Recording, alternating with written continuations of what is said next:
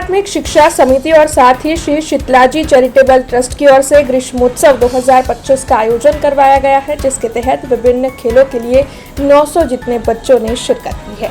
इस वक्त गर्मी की छुट्टियां चल रही है, तब नगर प्राथमिक शिक्षा समिति वडोदरा और श्री शीतलाजी चैरिटेबल ट्रस्ट की ओर से ग्रीष्मोत्सव 2025 समर कैंप आयोजित करवाया गया है।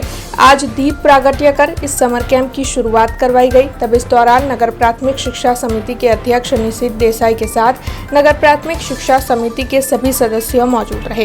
वैसे आपको बता दें कि बीते 4 सालों से ग्रीष्मोत्सव समर कैंप का आयोजन करवाया जाता है और उसके तहत कबड्डी, खो खो, कैरम, चेस, लंगड़ी, जूडो जैसे विभिन्न खेल भी बच्चों को खिलाए जाते हैं।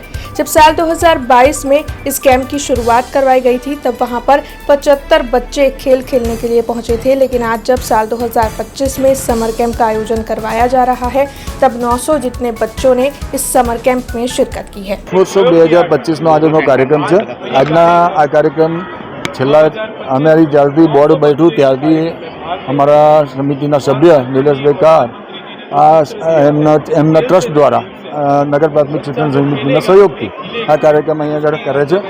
પહેલા વર્ષે 75 બાળકોથી શરૂ કરેલો કાર્યક્રમ જેમ જેમ એની લોકોમાં ચાહના વધતી ગઈ, જેમ જેમ બાળકોને એમાંથી કંઈક શીખવા મળ્યું, આગળ વધવા મળ્યું અને બાળકો એની અંદરથી કંઈક કરે છે, એના માટે શિક્ષકો બાળકો બધા જોડાય અને આ વર્ષે ખૂબ મોટી સંખ્યામાં બધા જોડાયા છે અને ખૂબ મોટી સંખ્યામાં જ્યારે આટલા બાળકો જ્યારે જોડાય છે ત્યારે બાળકો ખેલશે ત્યારે ખીલશે અને ખીલશે તો એ આગળ દેશના માટે ભવિષ્ય બનશે। हमसे जुड़े रहने के लिए हमारे YouTube चैनल को सब्सक्राइब करें और नई वीडियो की नोटिफिकेशन के लिए बेल आइकॉन को दबाएं।